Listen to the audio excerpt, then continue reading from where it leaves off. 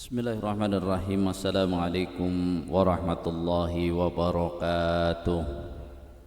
Alhamdulillahi rabbil alamin, wal aqibatu lil muttaqin, fala udwana illa 'alal zalimin. Asyhadu an la ilaha illallah wahdahu la syarika lah, al malikul haqqul mubin, wa asyhadu anna muhammadan abduhu wa rasuluhu shadiqul wa'dil amin. Allahumma salli wa sallim ala nabiyyina Muhammadin wa ala alihi wa sahbihi ajma'in, amma ba'du. Qala ta'ala ya ayyuhalladzina amanu taqullaha haqqa tuqatih wa la tamutunna illa wa antum muslimun. Bersyukur pada Allah Subhanahu wa ta'ala yang telah menyampaikan umur kita di bulan Safar, yang mudah-mudahan adanya bulan yang telah Allah tetapkan ini, kita sudah mulai terbebas dari keyakinan-keyakinan akan bulan yang tidak berasal dari keterangan Allah Subhanahu wa ta'ala ataupun Rasulnya, yang biasanya bulan Safar dikaitkan dengan bulan sial katanya, padahal sudah dibantah oleh Nabi kita Nabi Muhammad SAW. Bahkan secara akidah meyakini kesialan ataupun keberuntungan berdasarkan tanggal-tanggal atau bulan-bulan yang tidak datang dari penjelasan Allah dan Rasulnya merupakan perbuatan syirik. Karena itu keterangan sial ataupun keberuntungan harus yang bersumber dari Allah Subhanahu wa ta'ala ataupun dari Nabi Muhammad SAW dengan keterangan yang benar. Kalau hadis harus hadis yang kuat. Kalau ayat Al-Quran harus dengan penjelasan tafsir yang benar. Sehingga kalau dulu ada keyakinan mau hajatan di bulan Safar takut sial, maka tidak boleh lagi. Waktunya kita harus belajar dan menyesuaikan informasi. Bisa jadi orang menyatakan sial karena di bulan Safar itu ada hubungan dengan peristiwa Bi'ru Ma'unah, di mana para penghafal Al-Quran yang diutus oleh Nabi malah dibunuh. Tetapi orang lupa bahwa di bulan Safar juga terdapat perang Mu'tah, di mana pasukan Muslim yang sedikit mengalahkan 200.000 pasukan Romawi. Di bulan Safar juga ada perang Khaybar. Rasulullah mengalahkan Yahudi yang kabur dari Madinah dan membuat markas kegaduhan di Khaybar, yang lalu ditaklukkan oleh Nabi melalui perang yang cukup berat, tapi akhirnya dimenangkan kaum muslimin. Jadi itu peristiwa-peristiwa yang berhubungan dengan bulan Safar, sehingga bulan Safar sama saja dengan bulan-bulan yang lain. Dia bulan Safar masih kalah dengan bulan-bulan yang haram, yakni Dzulqa'dah, Dzulhijjah, Muharram dan Rajab, masih kalah keutamaannya tetap. Karena kan 4 bulan haram merupakan keutamaan yang diberikan Allah pada bulan-bulan tersebut. Kemudian juga ada yang bukan bulan haram tapi juga merupakan bulan yang agung, yakni bulan Ramadan. Sehingga jamaah sekalian rahimakumullah, ini sebagai pembuka kesyukuran kita pada Allah, dan kita masuk pada bahasan surah Al-Insyirah ataupun Asy-Syarfu, yakni surat yang ke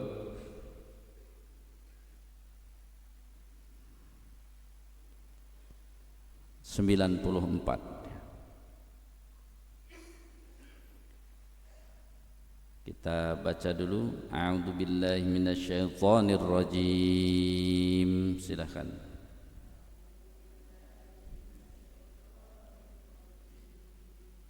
Bismillahirrahmanirrahim.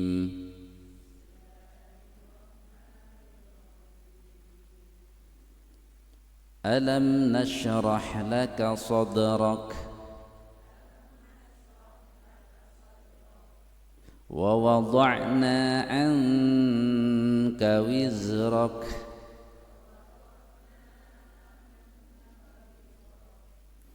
alladhi anqadha dhahrak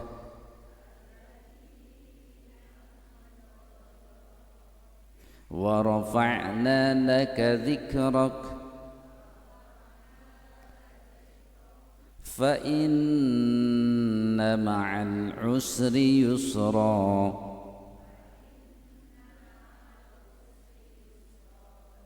inna ma'al usri yusra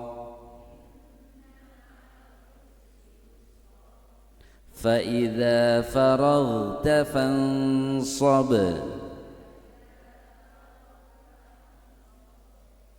wa ila rabbika farghab.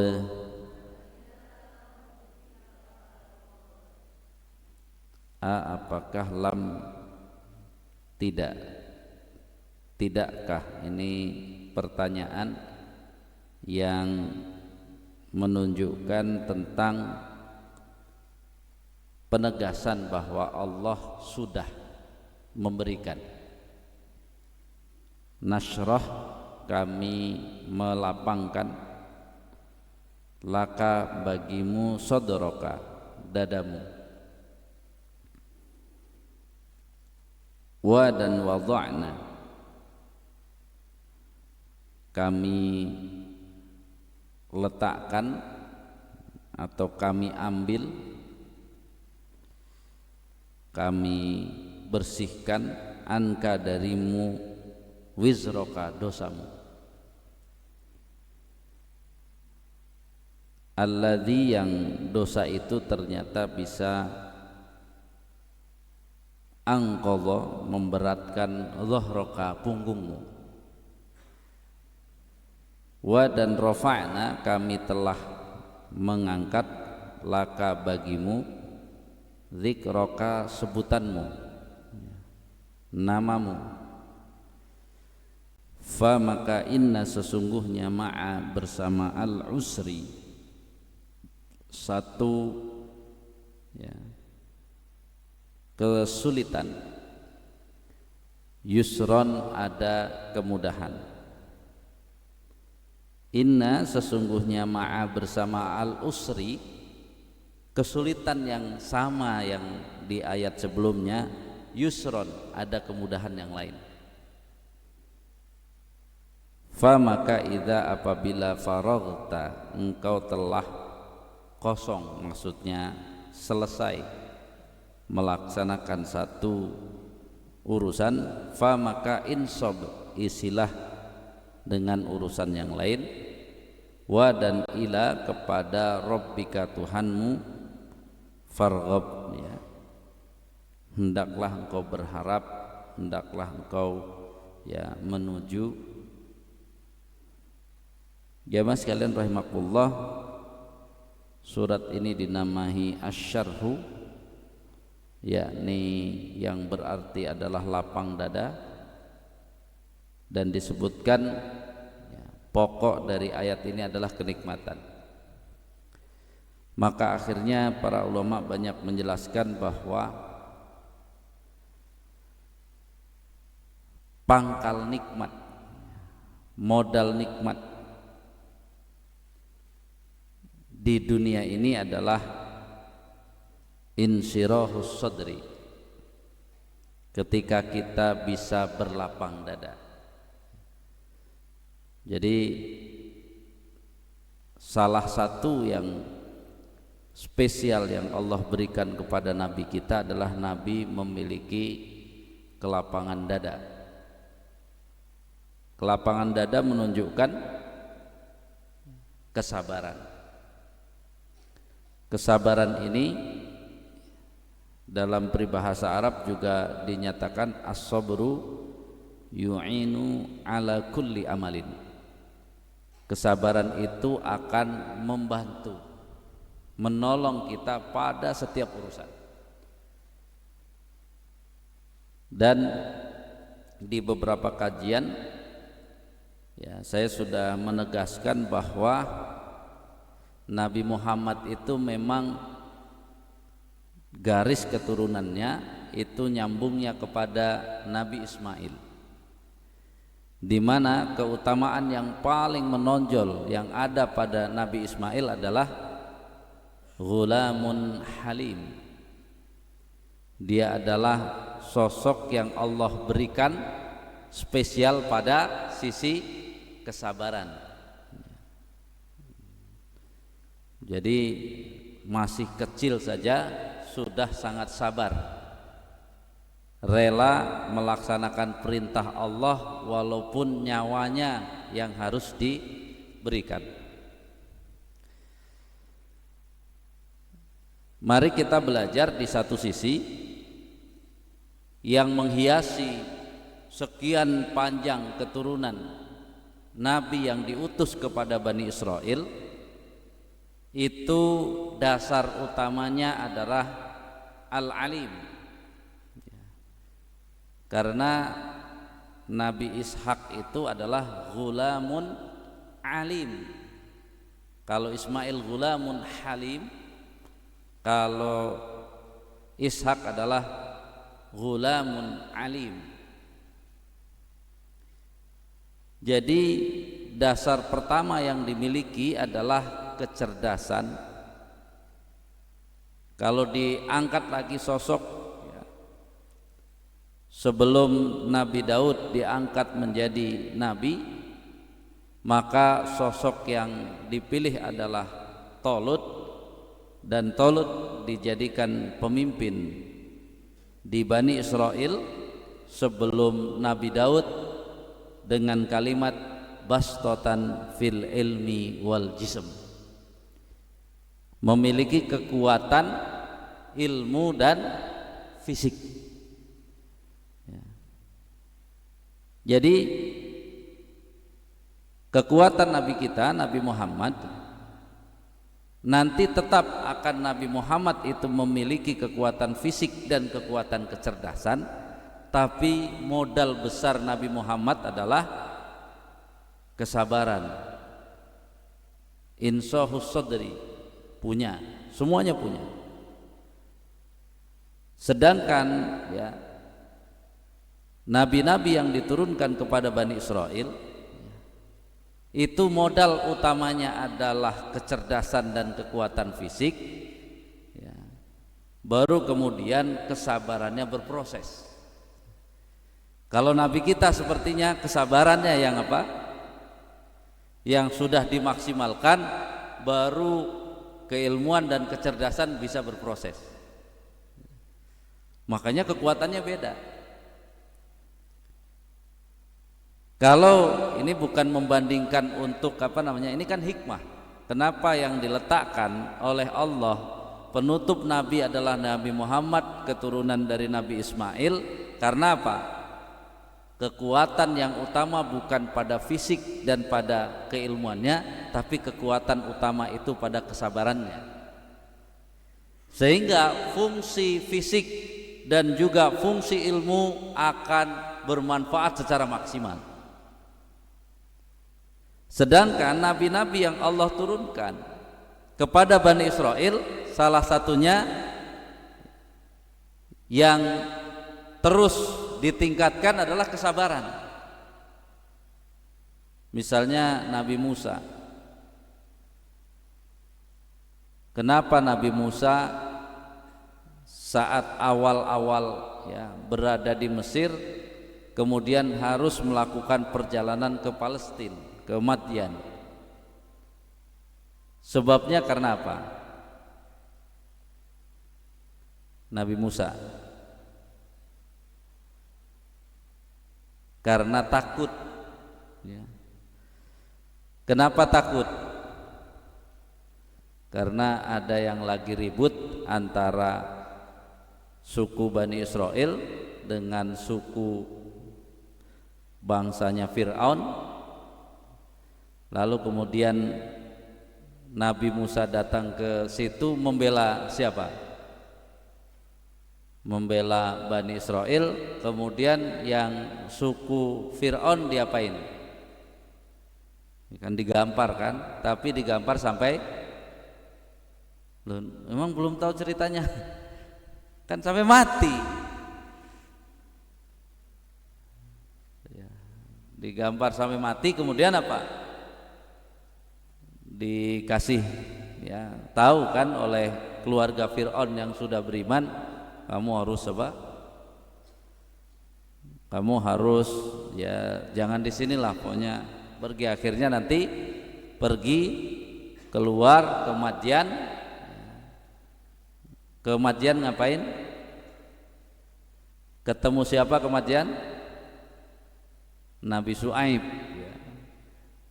Yang dua putrinya sedang, waduh susah juga ya.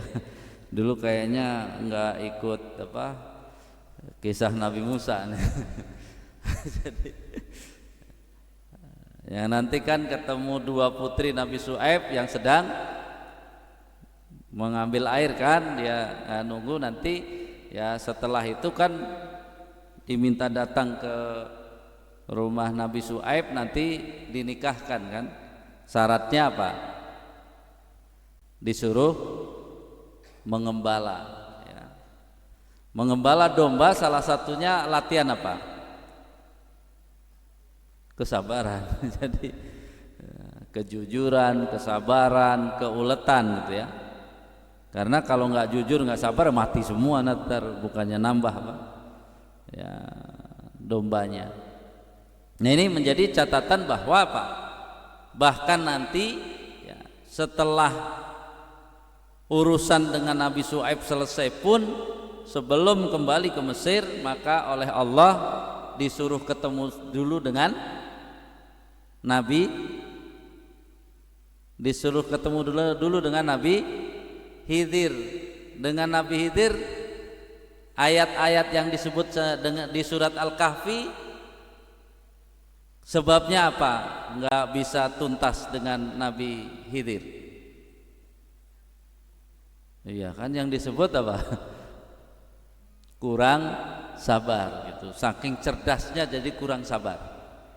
Ya, dia banyak tahu, langsung pengen banyak bertindak gitu. Padahal bertindak itu bukan berdasarkan pengetahuan, tapi berdasarkan apa? Sudah waktunya atau belum. Ya kalau orang bertindak berdasarkan pengetahuan, begitu anak ibu 9 tahun tahu menikah, maka saya langsung menikah. Ya kan itu tadi. Walaupun dia sudah tahu nanti mau menikah, tetap saja untuk menikah harus apa? Nunggu waktu yang tepat. Dalam menunggu waktu itulah dibutuhkan kesabaran ya. Jadi ini kan poin ya. Makanya hingga hari ini sepertinya Allah berikan bukti sejarah bahwa kekuatan fisik dan kekuatan ilmu pengetahuan tapi tidak diiringi kesabaran, ya jadilah negara-negara yang kuat dan akan mendolimi. Karena apa? Ya dia nggak punya sisi kesabaran. Makanya nabi-nabi di Al-Quran beberapa karena tidak tahan dengan umatnya, kira-kira berdoa minta umatnya, minta Allah menimpakan azab atau tidak? Ya beberapa gitu kan. Nih udah ngeyel banget, ya Allah turunin saja azab. Tapi lihat Nabi Muhammad ketika beliau ya datang ke Taif jalan kaki, itu bisa kebayang tuh kalau yang sudah ya pernah ke Mekah kemudian ke Taif pakai bis saja gitu, itu Nabi jalan kaki. Udah jauh-jauh jalan kaki berdakwah, bukannya diterima malah dilemparin batu. Lalu kemudian datang malaikat penjaga gunung dan sebagainya, ya, malah minta izin, boleh nggak dilempar sekalian pakai bukit itu penduduk Taif. Kalau zaman-zaman sebelumnya kan ya karena kesabarannya mungkin tidak sekuat Nabi Muhammad, ya timpakin aja deh kan gitu ya, udah mumet saya kan gitu. Tapi ternyata Nabi malah apa? Jangan. Jadi bayangkan tuh, lihat kesabaran Nabi kita, Nabi Muhammad. Dia datang jauh-jauh pengen mendakwahkan Islam, dilempari sampai berdarah-darah, tapi pas mau ya udah yang kelakuan kayak gitu tiba malah Nabi apa? Nggak usah gitu ya. Karena Nabi berharap ya mungkin nanti keturunannya ada yang beriman, ya benar kan, sekarang sampai sekarang beriman. Itu kan contoh yang sangat menonjol adalah kesabaran. Nah sekarang harus bertambah lagi pemahaman kita tentang makna sabar. Apa itu makna sabar berarti?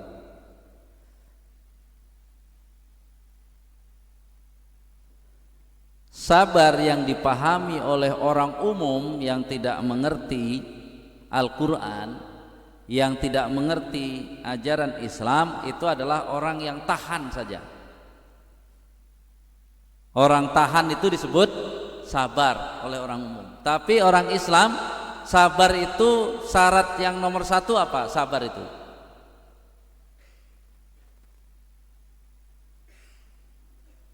syarat nomor satu, sabar apa? Maka yang nomor satu adalah harus mengerti ketentuan Allahnya, aturan Allahnya dalam masalah itu.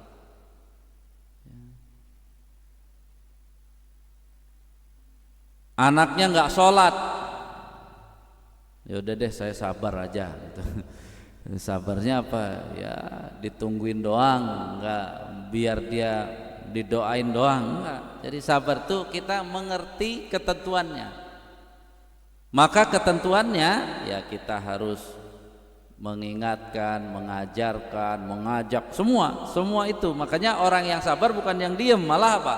Yang berusaha untuk menyelaraskan keadaan dengan apa? Ketentuan Allah. Itu syarat yang pertama. Ternyata kalau mau sabar harus ngerti dulu aturannya. Punya suami mintanya macem-macem, bahkan ya yang kita sudah bahas sebelumnya, minta sama istrinya pengen coba-coba pakai jalur belakang misalnya. Ya kan katanya melayani suami itu pahalanya besar. Ya kalau nggak ngerti aturan gitu, karena minta begitu sabar saja, konyol. Padahal Allah mengharamkan. Jadi kalau nggak ngerti aturan, sabar itu seolah-olah apa? Apa yang diminta harus diberikan, padahal apa? Nggak bisa, ada batasnya. Batas dari kesabaran adalah ketentuan Allah. Jangan melanggar ketentuan Allah. Orang yang melanggar ketentuan Allah maka disebut tidak sabar. Kalau maksa berarti apa? Tanda kesabaran ibu, cerai kalau gitu kita. Kan gitu jelas. Nek aja disuruh mengerjakan yang haram. Jadi jangan sampai aktivis majelis taklim nangis-nangis. Kenapa? Karena ya tempat buang airnya sakit, kenapa suaminya minta begitu dikasih, ya bodoh. Ya kan sabar harus menghadapi suami itu tadi, Selama ini sabar menurut siapa mas? Sabar itu yang pertama ngerti dulu batas aturan Allah, mana yang boleh, mana yang tidak boleh. Kalau melakukan sesuatu yang tidak boleh, jangan bilang sabar. Itu namanya kurang ajar, bukan sabar. Ya. Jadi ingat, jihad itu butuh kesabaran. Arti jihad kesabaran apa? Walaupun berperang jangan melanggar yang dilarang Allah. Coba lihat. Jadi sabar ini selama ini harus kita revisi, bahwa arti sabar itu bukan diem, nurut. Nah, sabar itu nomor satu. Kamu ngerti nggak aturannya di situ? Kamu dapat masalah di kayak gini ngapain? Ya udah ya, saya sabar saja. Kamu ngerti nggak yang harus dilakukan? Ya pokoknya sabar. Itu mah stres, itu bilang, itu bukan sabar. Sabar tuh ngerti. Oh, saya disuruh tahan sama Allah, saya disuruh ini dulu, ngerjakan ini dulu, nanti kerja. Nah, itu orang sabar, karena dia apa? Memproses usaha-usaha yang disarankan oleh Allah. Makanya orang yang tidak berilmu bisa sabar nggak? Nggak bisa, karena dia ngomong sabar padahal melanggar aturan. Itu namanya tidak sabar. Itu syarat pertama. Jadi kalau mau sabar harus ngerti aturan. Kalau tidak mengikuti aturan namanya bukan sabar. Ada yang nekat, ya, ada yang tadi konyol, ada yang stres, ya itu semuanya. Makanya kalau tidak ngaji bisa sabar nggak? Nggak bisa, orang nggak tahu apa-apa. Ya. Yang kedua, sabar itu juga harus memahami, ya, apa saja yang harus dipenuhi dalam melaksanakan ketentuan Allah yang sudah dia pelajari itu. Jadi kita udah ngerti nih, udah diajarkan bahwa kalau ada yang zina padahal sudah menikah itu hukumnya rajam. Akhirnya karena sudah paham semuanya, ternyata misalnya jamaahnya ada yang berzina lalu ngaku, ya karena semua udah tahu, maka akhirnya apa? Ayo kita rajam rame-rame. Ya itu bukan sabar namanya.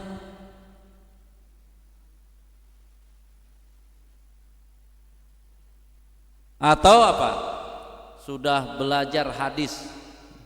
Dalam hadis itu kalau kalian dapati orang melakukan perbuatan kaum Lut, maka bunuhlah. Ternyata di tetangganya itu ada yang melakukan itu, kata Nabi bunuh rame-rame. Itu nggak sabar. Kenapa? Karena dalam menegakkan hukum-hukum tadi itu bukan sekedar mengikuti perintahnya, tapi semua yang sifatnya hukuman publik itu berdasarkan keputusan pengadilan. Jadi bukan diduruk rame-rame, bukan, diadili dulu. Nanti kalau langsung begitu ada orang memfitnah si fulan begini langsung dibunuh. Ternyata pas diadili enggak, dia kan kacau. Makanya dalam Islam semua kalau ada pidana yang hukumannya mati, hukumannya potong tangan, itu bukan ketemu langsung tangkep langsung potong tangan, ketemu langsung tangkep langsung bunuh, bukan. Semuanya harus melalui peradilan. Harus melalui peradilan. Jadi diusut dulu gitu ya, ada pembuktian, ada tadi persaksian, semuanya. Setelah clear semua menunjukkan bukti, baru putusan pengadilan. Setelah putusan pengadilan baru apa? Ditindak oleh negara. Jadi DKM nggak bisa. Ya, jadi DKM nggak bisa.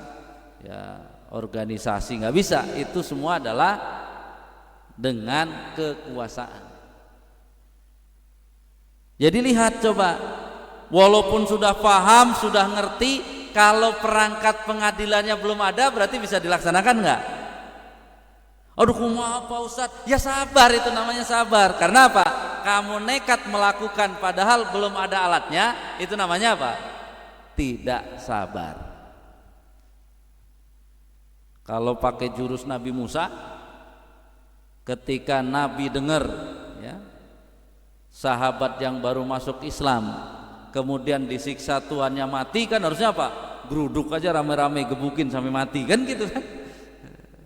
Tapi Nabi enggak, diam. Mungkin kalau Nabi ada di zaman sekarang udah diserang sama netizen, katanya Nabi gimana sih pengikutnya mati diem saja cuman didoakan doang. Ya, masalahnya perangkatnya belum ada, perintahnya belum ada, ini belum ada. Itu menunjukkan bahwa apa? Bukan ketika kita sudah mengerti ketentuan Allah bisa langsung dilaksanakan, belum tentu. Maka melaksanakannya pun harus melihat ya. Kalau memang baru bisa 1% ya sabar, 1% doang bisanya. Kalau 5% doang sabar. Jangan sampai apa? Oh, kamu sekarang jadi pemimpin, ini aturan Allah enggak ditegakkan, berarti kamu kafir. Ya enggak begitu. Memangnya setelah saya diangkat jadi pemimpin langsung hukum Allah langsung saya tegakkan? Enggak bisa. Perangkatnya apa saja, ini yang harus lihat. Karena apa? Begitu Nabi sudah dikejar-kejar pengen dibunuh, apakah Nabi langsung bersiap-siap melawan? Enggak. Sebelum turun, bahkan ketika turun ayat tentang kamu boleh memerangi orang yang memerangi kamu, tapi Nabi syaratnya Nabi belum memegang kekuasaan, belum bisa. Karena ayat itu turun sebelum hijrah. Wah, berarti ini sudah boleh perang nih, melawan gitu ya. Tapi apa? Kenyataannya perangnya nanti saat sudah apa? Nabi menduduki kepemimpinan, ada ya rakyatnya, ada aturannya, kemudian apa? Baru begitu orang pengen mencelakakan Nabi dilawan dengan perang karena Nabi sudah punya kekuasaan. Jadi sabar yang kedua, tunggu. Tunggu. Ya sama aja sih sebenarnya kalau dia sangat ingin menikah, masalahnya calonnya belum ada, terus mau nikah sama siapa? Ya harus sabar kan? Masa nikah sendiri kan nggak bisa.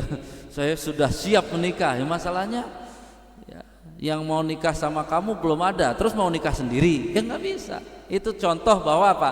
Sabar itu nunggu semua itemnya terpenuhi baru bisa dilaksanakan 100%. Ya. Makanya kalau tadi baru 50%, yang ada misalnya calon mempelai perempuan, calon mempelai laki-laki belum ada, ya belum bisa nikah.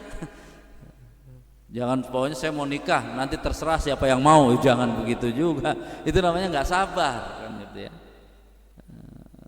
Jadi kan dia harus mengerti betul bahwa sabar itu yang pertama dia harus berhubungan dengan ketentuan-ketentuan Allah. Kemudian yang kedua adalah tadi ya, berhubungan dengan syarat-syarat yang harus dia penuhi untuk bisa melaksanakan aturan itu. Maka alam nasyrah laka sadrak itu modal kesabaran. Karena apa? Nabi selalu lapang dada. Ketika sudah berusaha hasilnya nggak bagus, tidak menyesal. Sudah ada yang wafat tidak bisa melakukan karena belum ada perintahnya, tidak menyesal. Itulah hebatnya kesabaran. Makanya punya ilmu saja nggak punya kesabaran, pasti pengen buru-buru, akhirnya mengikuti hawa nafsu. Ya. Ini yang pertama, puncak nikmat di dunia adalah Allah bisa memberikan kita lapang dada. Jadi kalau ya bukan suka fitness terus dadanya lebar ya, bukan itu. Lapang dada yang dimaksud adalah sodrun yang ada dalam jiwa itu. Siapa yang diberikan Allah jiwanya lapang, pasti orang yang paling bahagia, paling nikmat hidup di dunia ini. Ya. Kemudian nikmat yang paling hebat, pangkal nikmat paling hebat di akhirat adalah wa wada'na anka wizrak, ketika dosa kita diampuni, dosa kita dihilangkan. Itu nikmat yang, kalau ditanya nikmat apa di akhirat yang paling nikmat, adalah apa? Ketika dosa kita diampuni atau bahkan apa? Tuntutannya dicabut. Tuh, keren. Kenapa surat Al-Insyirah ini ya tema utamanya disebutnya adalah tadi puncak-puncak kenikmatan, karena di sini. Makanya di dunia itu yang dilatih ya adalah lapangnya dada. Sumpek di rumah atau sumpek dadanya sebenarnya. Iya, pas sumpek di rumah itu sebenarnya sumpek dadanya. Akhirnya jalan-jalan agak lega dikit tuh, pulang jalan-jalan. Nah, berarti kan sumpeknya bukan karena tadi lega, kalau gitu saya jalan-jalan mulu, lama-lama sumpek juga, duitnya habis. Sumpek juga. Jadi bukan, sebenarnya ketika kita sumpek itu asalnya apa? Nabi itu lapang dada. Memang Nabi pernah jalan-jalan ke Indonesia? Kan nggak pernah. Memang Nabi berapa kali nongkrong di pinggir pantai lihat ombak? Nggak pernah. Jadi tapi Nabi dadanya lapang. Jadi ini menjadi catatan bagi kita. Jadi ketika engkau merasa sempit, susah, bukan karena rumahnya, bukan karena masalahnya, tapi karena kekuatan dadamu itu. Sehingga apa?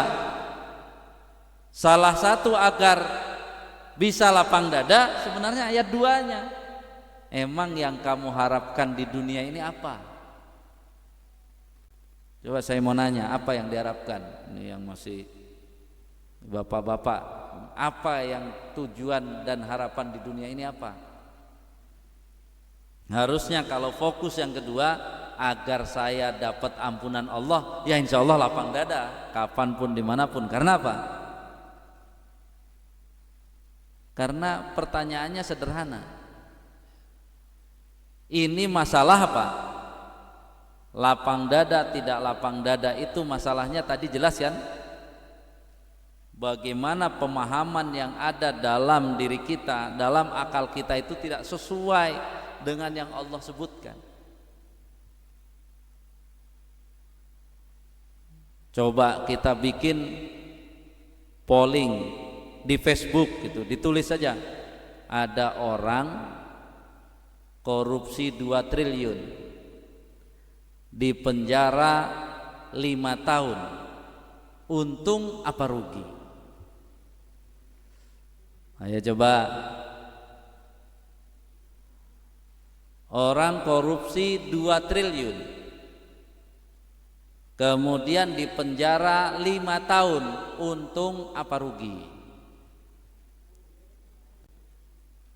Ayo coba tuh.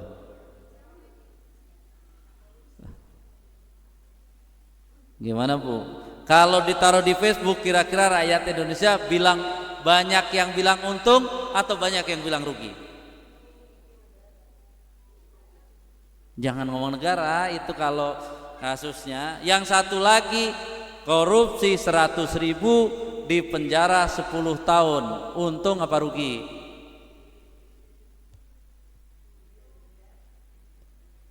Ayo.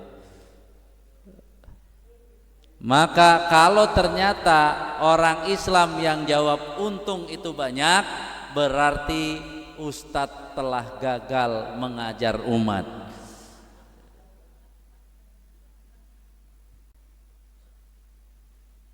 Kalau Korupsi 100.000 di penjara 10 tahun bilang rugi, berarti ustadz gagal ngajar umatnya. Kenapa? Ya karena korupsi 2 triliun neraka semua, itu kan api neraka panas. Baru di penjara 5 tahun, udah habis belum dosanya? Belum, berarti untung apa rugi? Nah itu kan kalau bener ngajinya, bener sabarnya langsung bilang rugi. Rugi besar dia. Korupsi 2 triliun di penjara 5 bulan, rugi besar. Karena apa? Siap-siap aja tambah lagi masuk nerakanya. Karena apa? Hukuman 5 tahun, korupsi dia 2 triliun itu belum mengurangi apapun dari dosanya. Makanya ketika umat atau rakyat Indonesia bilang semuanya untung, dasar nih calon koruptor semua, dia nggak kebagian aja tuh. Karena bilangnya untung, berarti kalau dia dapat kesempatan korupsi 2 triliun terus di penjara 5 bulan, berarti dia mau kan? Dia kan ngomongnya untung, berarti dia mau kan? Itu tadi kenapa di kita banyak yang korupsi, karena yang satu sudah korupsi, yang marah-marah itu karena nggak kebagian korupsi, jangan-jangan bukan karena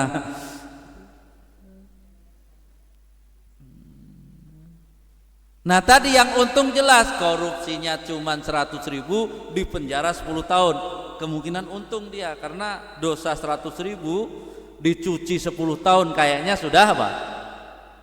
Udah bersih, mungkin lebih lah gitu. Itu namanya untung. Begitulah cara sabar. Karena apa? Segala sesuatu harus dimulai dari berdasarkan ketentuan Allah dulu. Padahal baru aja diajarkan, tapi masih banyak yang jawab untung. Padahal udah jelas, harusnya kalau kita menggunakan tadi ketentuan Allah, maka tidak ada yang untung. Orang yang korupsi tidak ada yang untung. Karena kalau tidak cukup tobatnya pasti masuk neraka. Selesai. Masalah dia nggak percaya neraka bukan urusan kita, gitu. Tapi yang jelas bagi kita yang tidak korupsi, jangan sampai belum korupsi, kacau kalau belum korupsi mah. Tidak korupsi maka tidak ada untungnya sama sekali. Ya, korupsi itu tidak ada untungnya. Masa haram pakai untung, itu kan kacau kita. Maka apa? Tujuan kita melakukan apapun di dunia ini harusnya ayat 2, agar Allah memberikan ampunan. Berarti kan apa? Tidak akan menggunakan waktu usia yang ada untuk berbuat dosa, karena dosa itu takut nggak diampuni. Maka biar kita diampuni, banyak-banyak berbuat baik, banyak-banyak berbuat yang berpahala. Ini menjadi catatan. Dan nyambung dengan ayat yang pertama, jangan-jangan sumpek di rumah karena naon? Merasa beban hidup berat karena naon? Kan Allah sudah katakan, dosa itu alladzi anqadha dhahrak, yang akan menghimpit dadamu, yang akan membuat berat hidupmu. Jangan-jangan kita kalau hidupnya merasa berat, ternyata benar juga itu candaan kita. Berat naon? Beratku dosa. Itu benar berarti. Jadi kemungkinan saat kita di rumah sumpek, pengennya ke pinggir laut, sebenarnya bukan waktu kita habis untuk ngurusin keluarga, mungkin dosa kita yang kebanyakan. Ini yang menjadi catatan bagi kita, sehingga kebahagiaan ini tidak akan didapat. Nabi kita setelah kesabaran yang luar biasa, maka warafa'na laka dzikrak, itu jelas. Dalam tafsirnya warafa'na laka dzikrak itu karena nama Nabi dan Rasul yang tahan itu juga, itu semua disejajarkan dengan syahadatnya. Jadi asyhadu an la ilaha illallah, kalau Nabi Musa berarti wa anna Musa Rasulullah zaman itu. Nah, sedangkan Nabi Muhammad kan wa anna Muhammadan Rasulullah. Kemudian untuk Nabi Muhammad wa rafa'na laka dzikrak, karena nama Nabi Muhammad juga disebut dengan suara yang keras. Kapan itu? Kapan Nabi Muhammad disebut dengan suara yang keras? Saat azan dan iqamah. Itu dengan suara keras. Azan dan iqamah disuruh bisik-bisik atau disuruh keras-keras? Kalau sholawatan masih ada dua pendapat, ada yang keras boleh, ada yang pelan-pelan. Tapi kalau adzan dan iqamat, insya Allah apa? Nggak ada yang beda pendapat, harus keras. Makanya dalam tafsirnya ditinggikan nama Allah, salah satunya dengan suara tinggi adalah saat adzan. Itu suaranya lebih tinggi daripada saat iqamah. Kemudian Allah kasih modal. Kenapa sih kita harus lapang dada? Sudah mulai fokus, karena dalam kesusahan yang dihadapi pun harus lapang dada, karena dalam kesusahan itu juga ada ampunan. Berarti kalau dapat kesusahan, untung apa rugi? Untung pertama, kemungkinan akan diampuni dosanya.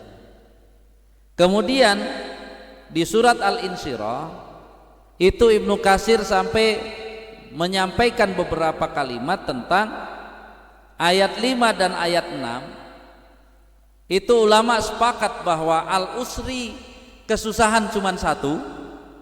Jadi al-usri dalam ayat 5 itu masih sama al-usri dengan dalam ayat 6. Tapi yusron, kemudahan di ayat 5 itu berbeda dengan yusron, kemudahan di ayat 6. Makanya dalam hadis Nabi mengatakan tidak mungkin kesulitan itu menang, karena selalu berhadapan dengan dua kemudahan. Wallahu alam apa kemudahan. Yang jelas ketika kita mendapatkan satu kesulitan, ternyata sudah membersamai satu kesulitan itu ada dua kemudahan. Berarti kan tugas kita kalau sudah ngerti, begitu dapat kesulitan, berarti apa yang harus dilakukan? Kita cari aja itu minimal dua kemudahan. Apa ya kemudahan yang saya akan dapatkan ya dengan kesusahan ini?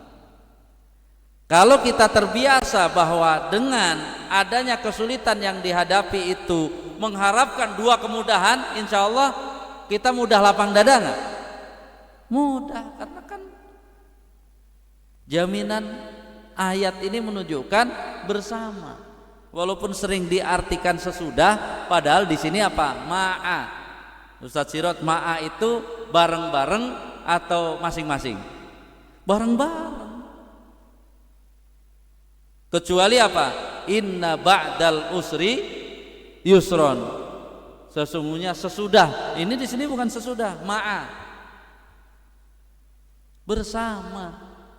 Bersama satu kesulitan. Dalam tafsirnya ini kesulitannya masih sama, menggunakan alif lam ma'rifah. Yusron, kemudahannya dipakai ya dua nakiroh, menunjukkan apa? Minimal dua, ada dua kemudahan minimal. Ya tinggal kita apa? Ilmu kita berarti nambah terus, bahwa oh saya setiap punya kesulitan, katanya bersama satu kesulitan ada dua kemudahan. Ini yang harus dipahami. Sakit ya sudah jelas, yang jelas nomor satu kalau kita sabar, kan ini bicaranya tentang lapang dada itu sabar. Kalau kita sabar berarti kelakuan kita harus sesuai dengan ketentuan Allah. Kemudian hubungan kita kapan sembuh dan sebagainya sabar, pasti ada prosesnya. Maka kita pasti yang juga dijanjikan oleh Allah adalah mendapat ampunan. Kan itu sudah satu dulu. Nanti satu lagi apa yang dicari? Ya ada hal-hal lain. Karena bisa jadi ya ada dosa yang tidak diampuni oleh Allah kecuali dengan sakit. Ada pahala yang tidak bisa didapat oleh orang yang sehat, tapi bisa didapat oleh orang yang sakit juga ada. Jadi banyak rahasia. Tugas kita jangan fokus pada kesulitannya. Yang membuat kita stres selama ini karena kita fokus pada kesulitannya. Akhirnya kemudahan-kemudahan, bahkan mungkin udah lebih dari 2, dia apa? Gara-gara kesulitannya belum selesai dia bilang sulit mulu, padahal Allah sudah kasih kemudahan-kemudahan. Ya saya ingatlah waktu 1 bulan kena COVID yang paling keras itu apa Pak Dirman? Nama COVID-nya yang paling keras tuh. Saya kan dinyatakan positif di RSI, tapi tempat penuh semua, suruh pulang. Jadi aman juga pulang di rumah, karena kalau dikumpulin masa dikumpulin dengan yang lebih parah, ya udah pulang. Jadi akhirnya diem di rumah 1 bulan.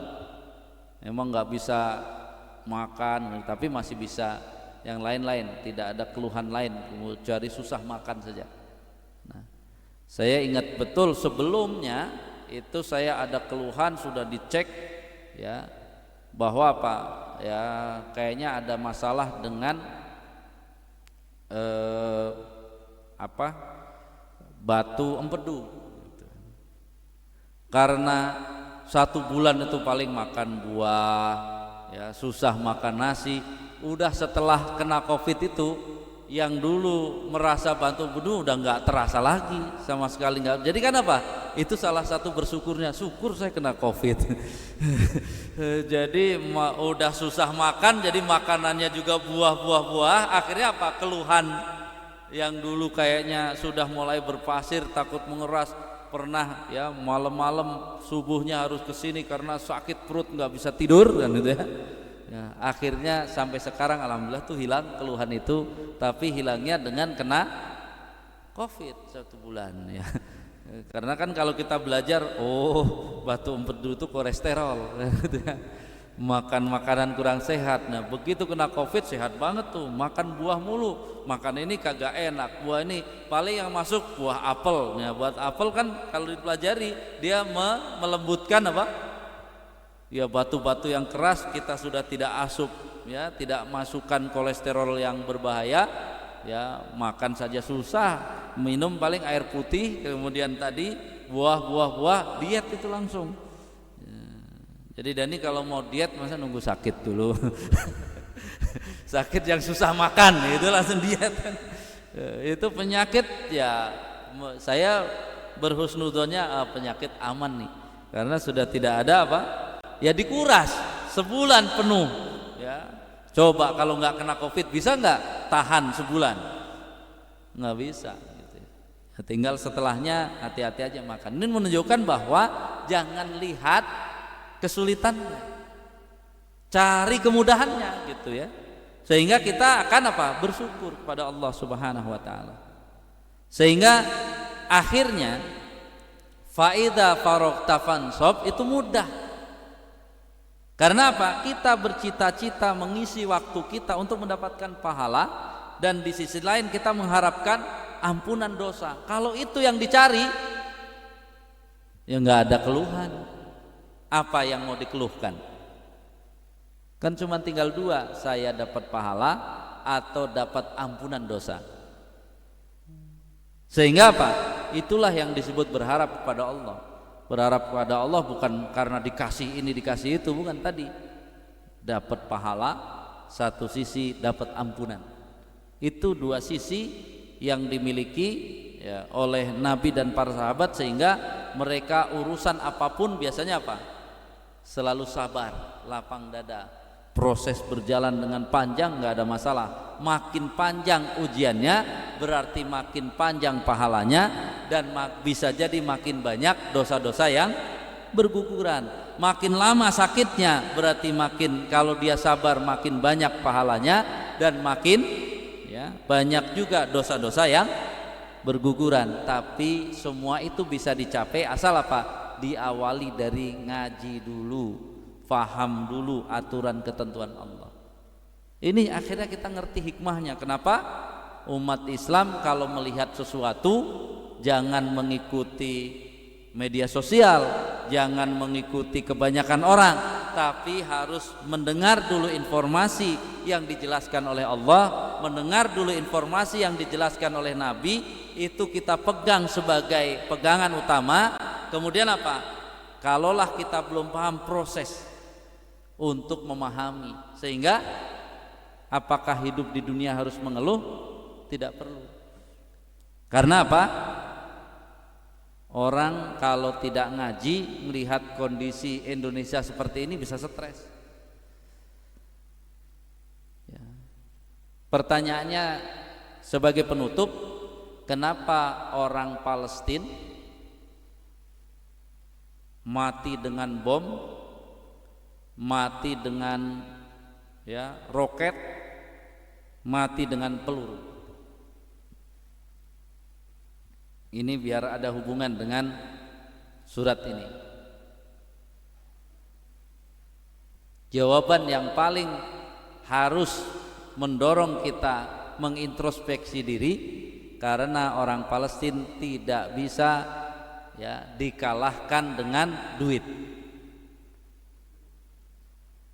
Karena orang Palestina tidak bisa dikalahkan dengan judi online, nggak bisa. Orang Palestina nggak bisa dikalahkan dengan apalagi pinjaman online, nggak bisa. Orang Palestina tidak bisa dikalahkan dengan narkoba. Orang Palestina tidak bisa dikalahkan dengan LGBT, nggak bisa, nggak laku di sana LGBT. Anaknya ada yang lahir kembar 8 ada, gitu ya. Jadi kembar 5. Ya kalau melahirkan tandanya bukan LGBT kan gitu. Sehingga apa? Kita yang malu, karena mereka umat yang sudah lulus ujian duitnya, lulus ujian kemaksiatannya, lulus. Nggak laku di sana pornografi, kayaknya nggak laku, karena mereka orang-orang yang pengen berjuang. Ya kalau ngakses pornografi kagak jadi berjuang. Nah, negeri kita ini yang sedih. Ternyata kenapa kita nggak perlu ditembak, kenapa nggak perlu dirudal, kenapa nggak perlu dibom? Karena dikasih duit juga diem. Ya kan gitu ya. Dikasih duit diem, dikasih narkoba mangap, ya teringat juga gitu ya. Pinjaman online laris, judi online laris, pornografi laris, LGBT laris juga. Jadi kita malu sebenarnya. Aduh, kita jauh banget ya dengan Palestina. Pantesan kita mah nggak mau ngomong perang susah, ditembak duit do langsung gitu ya, nggak pakai peluru, tembaknya pakai duit. Ini menjadi catatan bagi kita. Jadi kita ini juara korupsi se-Asia. Jadi harus malu kita nih. Ya, malu. Masa juara korupsi, bukan juara bola. Ya lumayan juara poli, tapi kacaunya dia juara korupsi se-Asia dulu. Makanya kita harapkan dari majelis-majelis yang ngaji belajar nih, inilah yang harus menjadi tadi pelopor-pelopor untuk maju, bahwa semua susah ini, semua masalah ini gara-gara mengabaikan aturan-aturan Allah itu. Dan kita malah sibuk dengan masalah-masalah yang sepele, masalah kunut lagi, masalah perbedaan tawasul, ngurus tahlilan kayak gitu diurus.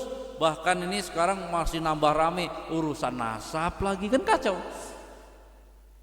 Padahal kan kalau memang ahli-ahli dalam hukum, ngurus saja.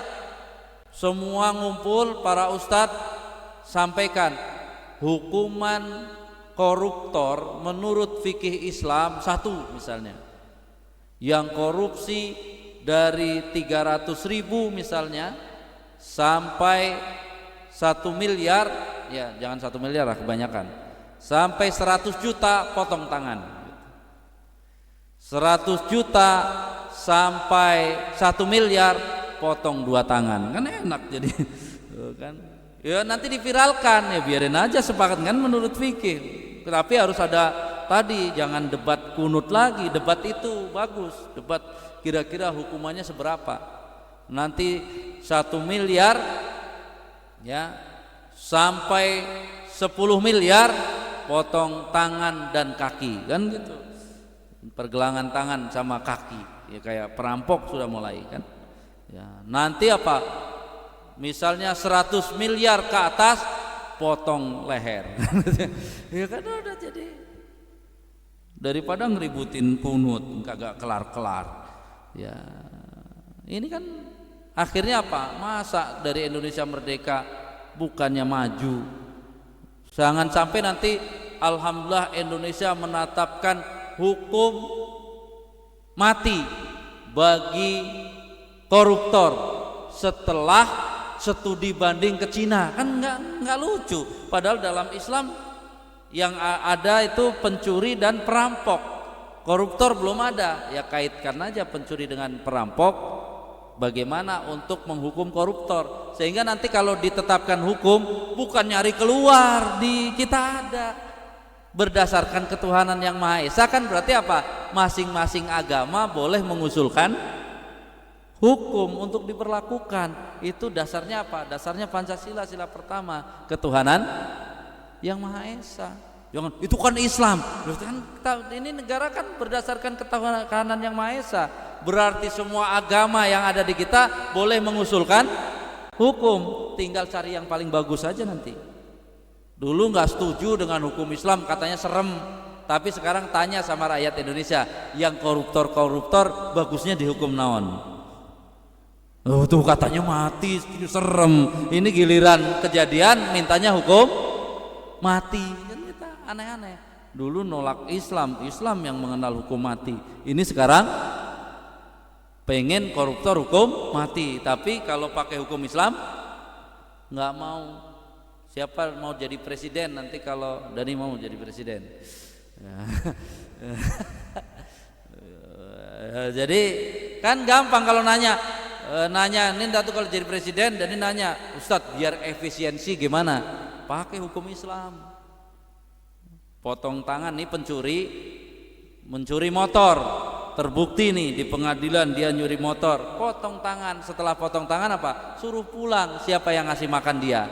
Keluarganya. Ini kalau pakai hukum sekarang, pencuri motor di penjara 2 tahun misalnya, yang ngasih makan 2 tahun siapa? Kan tekor, ngapain udah pencuri dikasih makan.